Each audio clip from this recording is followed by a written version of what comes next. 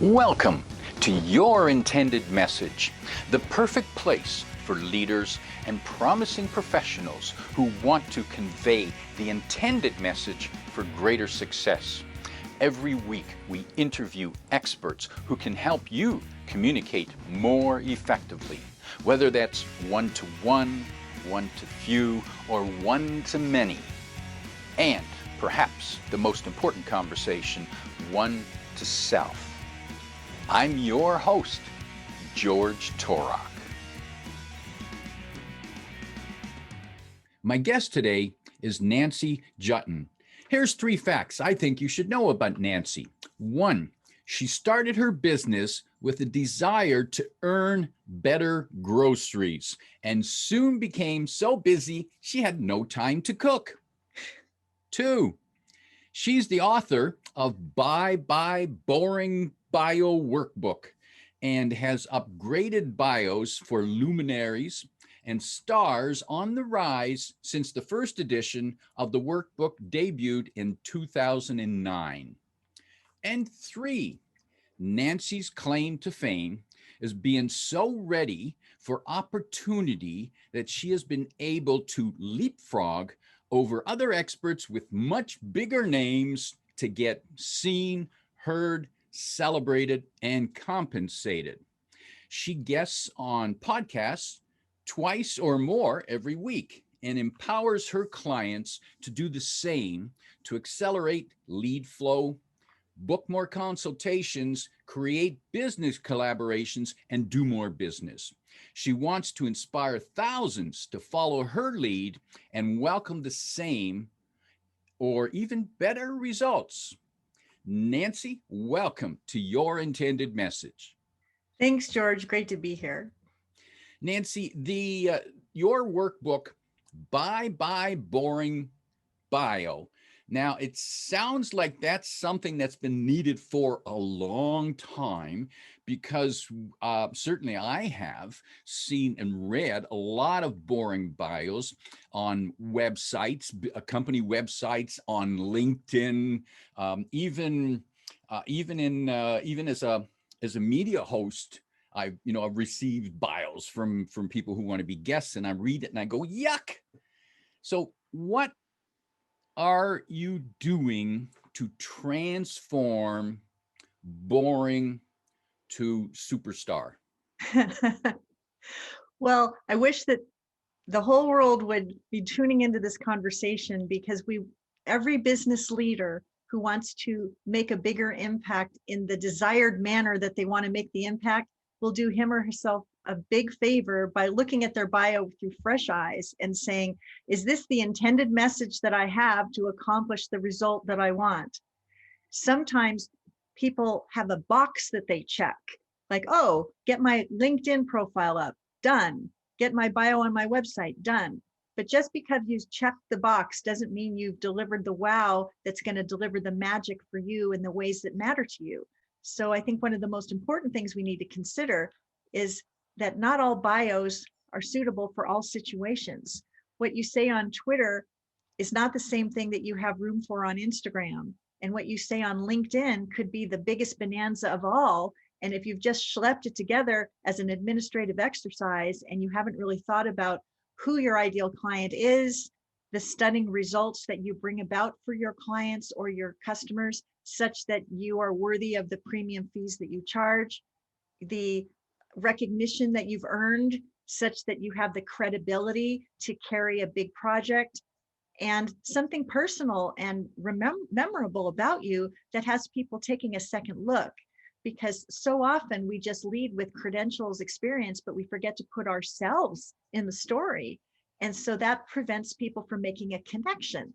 And I think that ultimately what we do with our bios is we use words to make a true connection with an ideal client that would ignite a second step, which would be a phone call, an email, an inquiry, or something else that would bring you to a result that would be desirable. So if you haven't looked at your bio recently, ask yourself, if this was the way you were introduced on a show like this, would you be happy with that? Or would you be thinking, oh my gosh, why didn't I update that? Because it's not true anymore. And what I've accomplished in the intervening years since I looked at it is even more remarkable. It's just like changing the battery in your smoke detector every 90 days. Take a look and see, is this the best story I could be telling that's most relevant and congruent to what it is I'm here to do? And if the answer is no, take a few minutes and give it a fresh shine so that you can shine brighter. Nancy, you mentioned that one, if I heard you right, one mistake is that people simply lead with their credentials, their designation, which in many cases, if you're doing that, you're in that role, you're expected to have those credentials anyways. Those are like table stakes. that doesn't impress me. That's just to get, you need that to get into the game. So I'm guessing that might need to show up somewhere, but probably not in in a short bio because it's irrelevant. Is that fair to say? Well, yes, that's fair to say. You know, along my journey, I've been a journalist, and in journalism, there's this expression, you know, put the who, what, where, when, and why, and the how in the first paragraph. Put the most essential, most relevant information in the first couple of lines, and then if you have additional space, go ahead and add some of that alphabet soup if it makes you feel better, and let people know that you graduated from a really prestigious university and that you spent 25 years at a really prestigious outfit before you launched your independent operation. But most people's attention span in this year that we stand in, it's 50 to 100 words and you're on to the races. If you were waxing on and on and on, you've probably gone too long.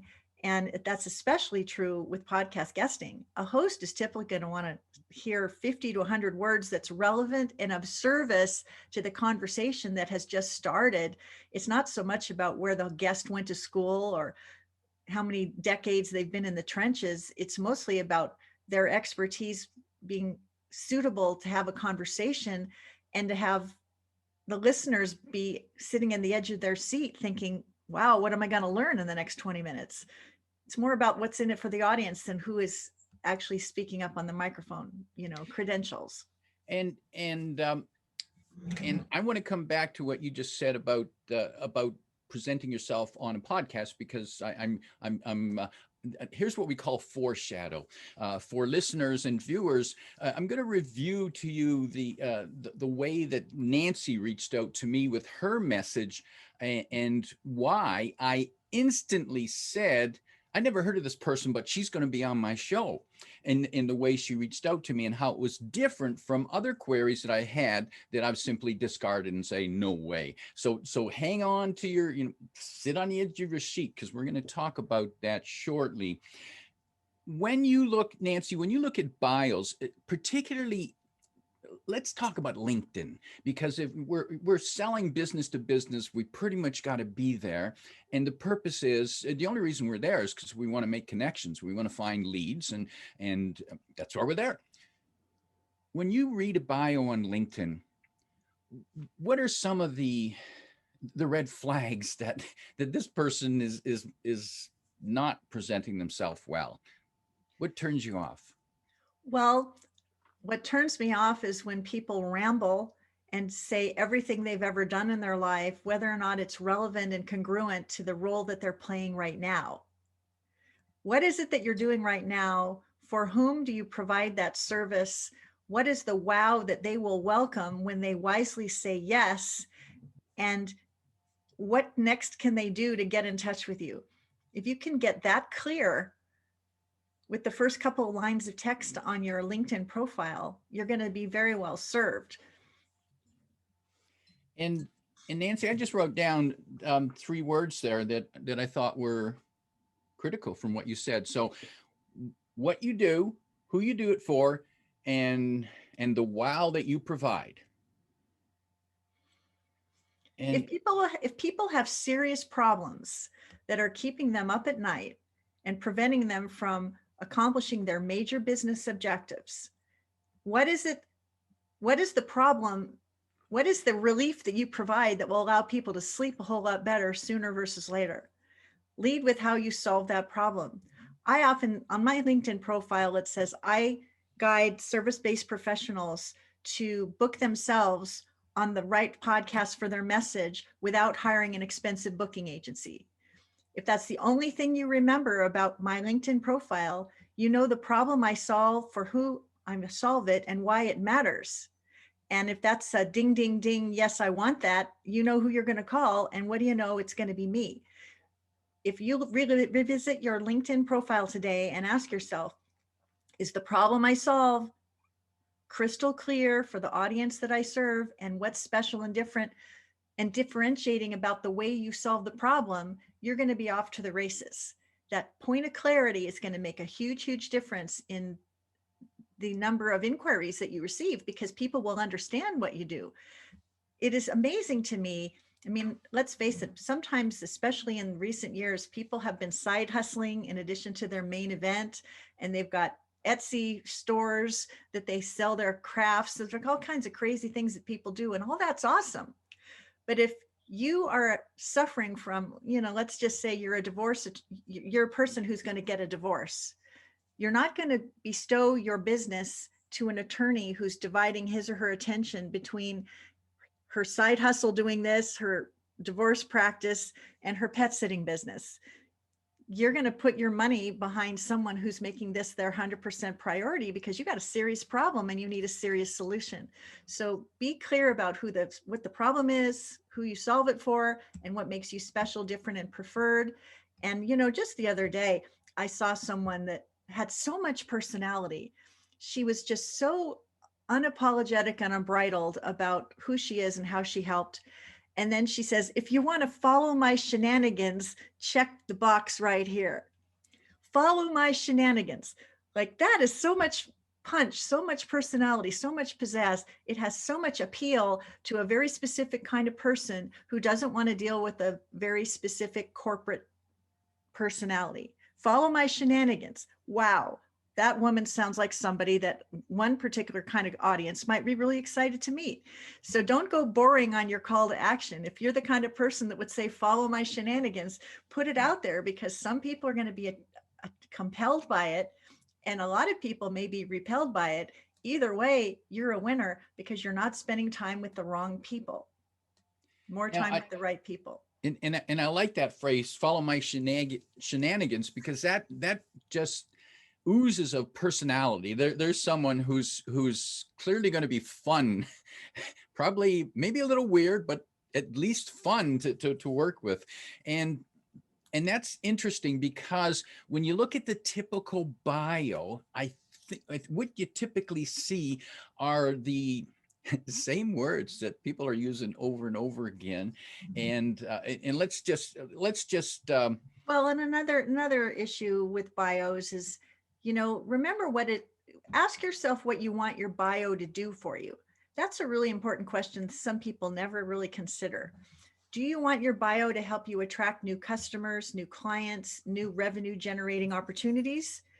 If that's the case, make sure the words and the music match and lead the customer or the client to that outcome.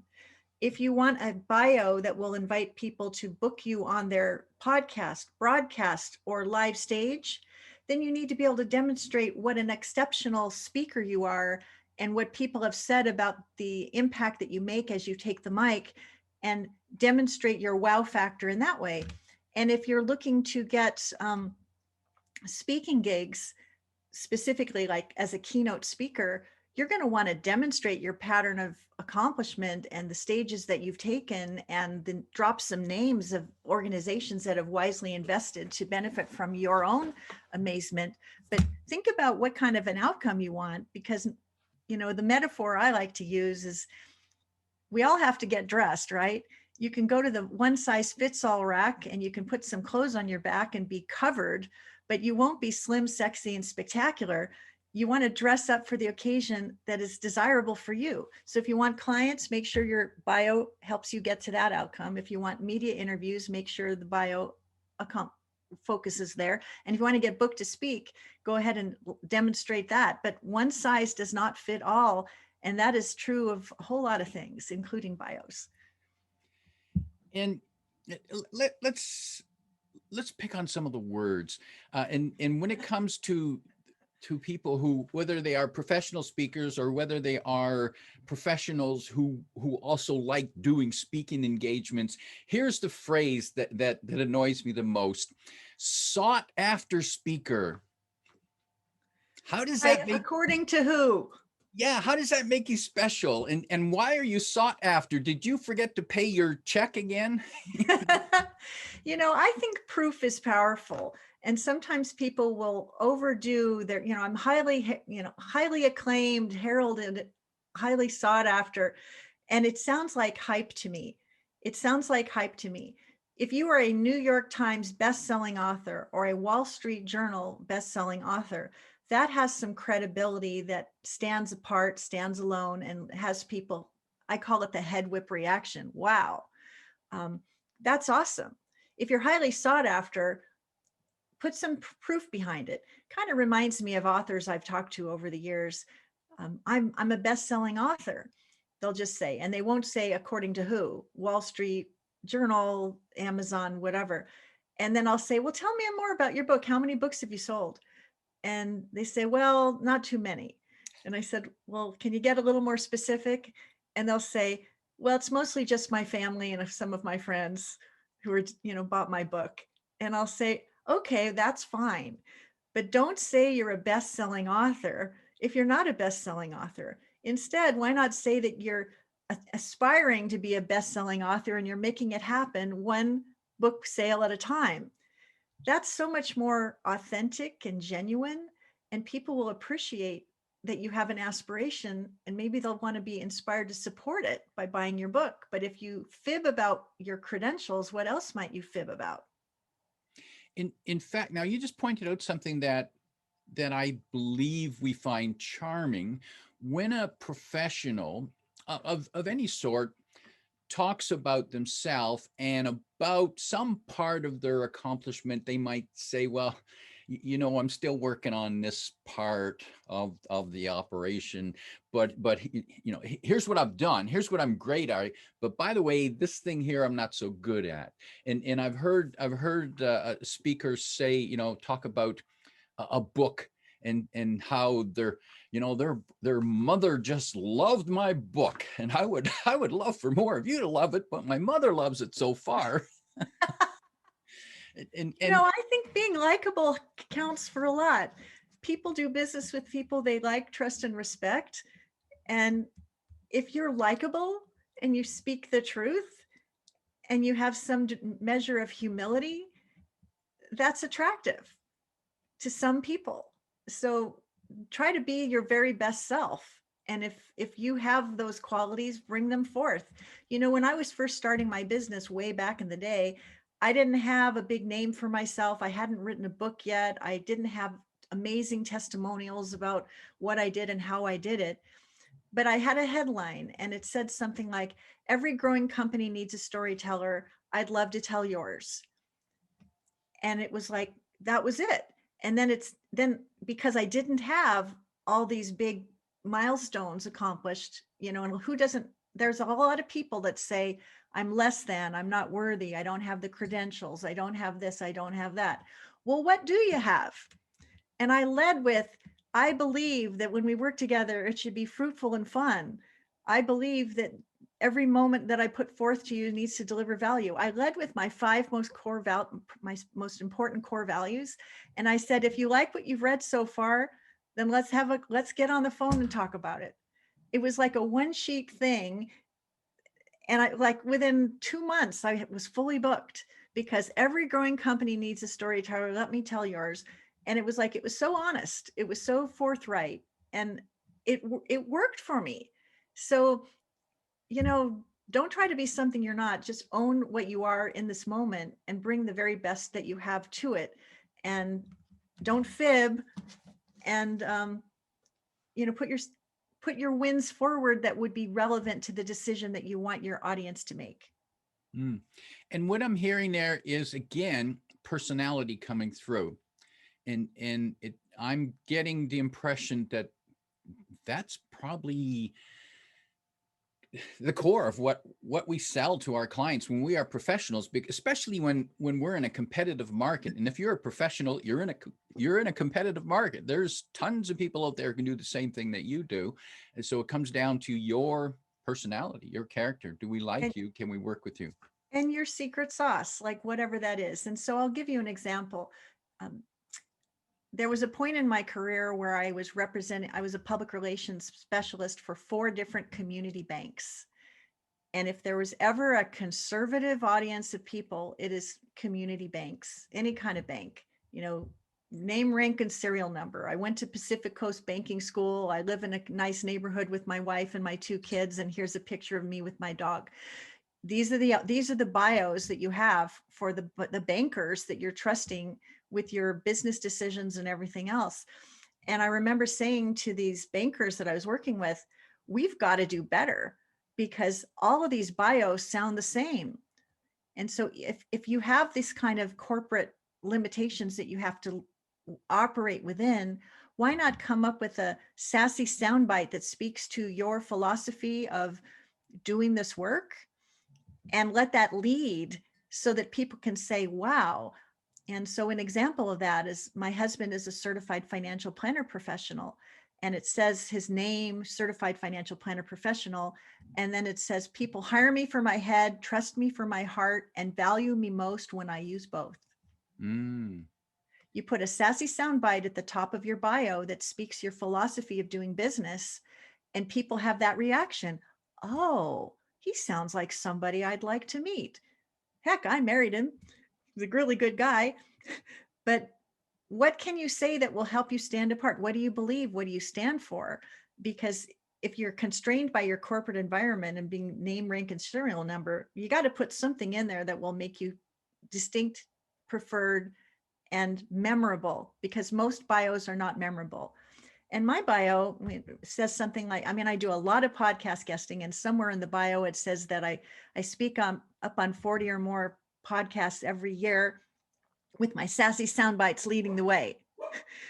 Well, if you're a podcast host, you'd really like to have someone on your show that's not going to be boring, that's going to be able to turn a phrase and use alliteration and do something fun to make it theater for the mind and the ear. And Nancy, with that, let's reveal what you did differently, why it grabbed my attention compared to other queries I've had from people who want to be guests on my podcast.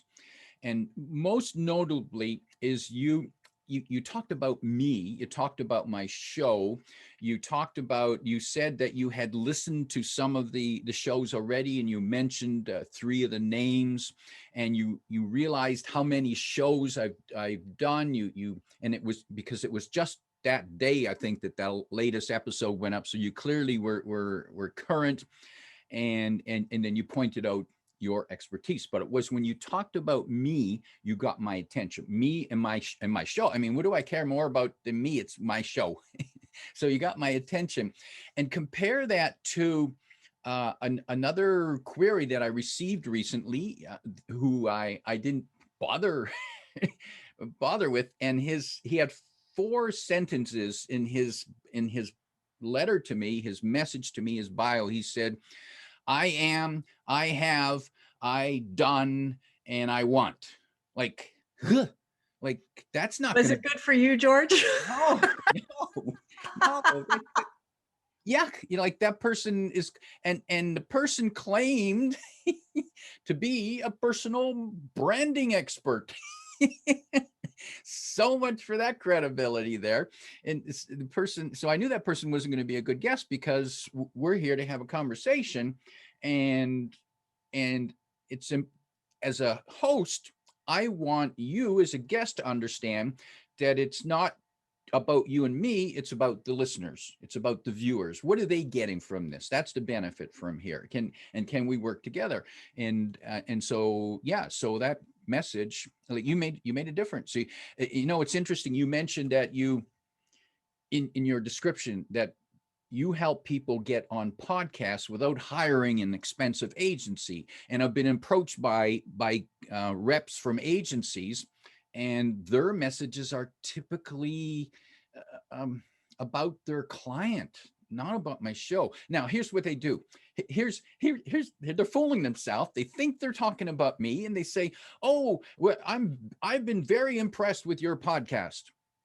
So I write back and I said, "Well, which which show impressed you and why?" And I never hear from them again. This this is the problem that I want to address. This is the flag I'm waving. I believe I believe that if you want to be seen, heard, and celebrated and ultimately compensated, you must first see, hear, celebrate, and compensate the people that you most want to influence to have the opportunity to speak up on their stage. It is just like being a good human being. And so what does a host care about? A host would like more subscribers. A host would like 5-star ratings. A host would like more downloads. A host would like the opportunity to talk to even cooler, more successful, more insightful guests that have power to add to the your intended message conversation. These are some of the currencies that are important to hosts. To the extent all of us as potential guests can address those issues genuinely and specifically, the more we can open the door to have a bigger conversation. If you say, love your podcast, keep up the great work, that says absolutely nothing. That sounds so generic. It sounds like you've got some template that you're using that has no heart or specificity packed into it. But if this podcast has 69 episodes and 45 5-star reviews and you want to be episode number 70, well, why don't you listen to what I always say to my clients, look at the site on iTunes and see how many episodes they've produced, find out how many 5-star ratings, scan the ratings to see what people are saying, to see if that's something you want to spend your time listening to learn more, earn more, and accomplish more. And then scan through the episodes to find one that's personally resonant for you so that when you listen, not only are you thinking, can I be on that show, but can I learn something to make my own intended message better? And do I feel enriched for having had that conversation or been a voyeur into that conversation? Because if you listen to that show and learn something, not only did you make yourself better, but you can go one better by posting a 5-star review for that host and say, I listened to episode number 62, where you talk to Sam Horn talking about how to make your message more clear. And oh my goodness, the alliteration is still ringing in my ears of the way she turned a phrase. I noticed that you've also interviewed some of my most admired experts, Michael Haig, and I can't remember the other person. Oh, Patricia Fripp, et cetera, et cetera. Like, I'm demonstrating through the specific comments that I'm making that I really did listen to the show. That's the way to do it. I mean, if you are a business leader and someone says, write a letter of recommendation for me, and you write back, plays well with others, it was always a pleasure to have in class. Like, that's what everybody says. You have to say something that's memorable and specific and terrific so that the person who sees that message says, wow, what a great employee. I want to have them on my team. Go the extra mile with your ratings, because you know what? The host is going to see that. The host is going to appreciate that. And if a week later, oh, by the way, a pitch comes across his desk that says, I'd love to be on the show, what do you think the chances are that they might take a second look? They're pretty good, in my experience. Nancy, you have made 2 free gifts available, and tell us what they are and how do they get them? Well, the first one is a media one-sheet gift template that will help you quickly and easily create a media one-sheet that showcases why you are the podcast dream guest that a top host can't wait to book. And if you want to have that delivered to your inbox right this minute, the link is getknowngetpaid.com/MOS for media one sheet, and it will save you time. It will allow you to quickly create your media one sheet, and then you can start pitching the shows that would be right for your message starting today. And then the second gift is related to making your bio more brilliant for the kinds of opportunities you like. I am the author of the Bye Bye Boring Bio 2020 workbook, which is an Amazon #1 best-selling work that has been reviewed favorably by luminaries that have names that you would know. But the best part about it is the preview of it is my gift to you. And you can go to buyboringbio.com to download it and appreciate how to put pizzazz into your message so that you can be smiling all the way to the bank or advancing along your business leadership career, knowing that you're putting your best story forward to accomplish the goals that you have for yourself. So that link would be buyboringbio.com. And the links are in the description below. You can find them there.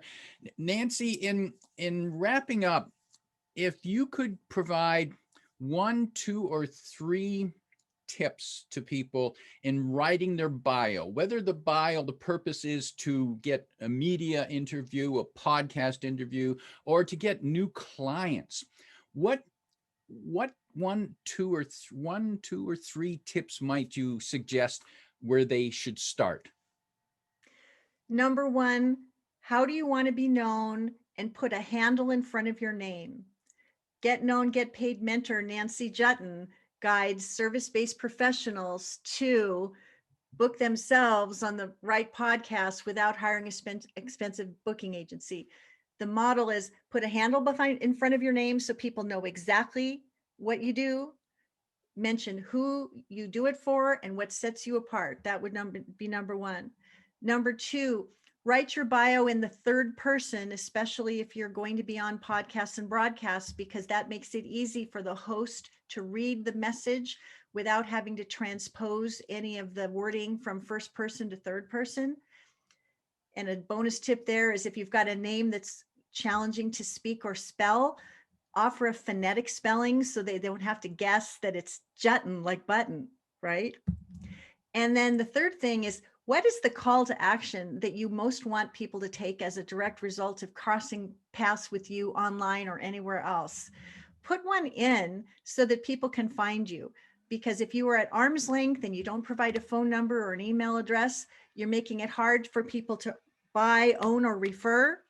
Put the floodgates open to be arms wide open to invite the kinds of inquiries that you desire. And what do you know? You will get more inquiries and you'll do more business and you will attract more of the business that you desire. And won't that be a great outcome?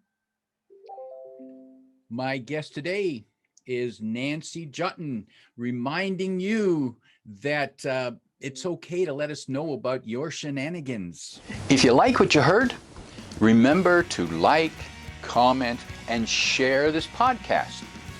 Come back every week for more practical insights to help you convey your intended message. I'm your host, George Torok.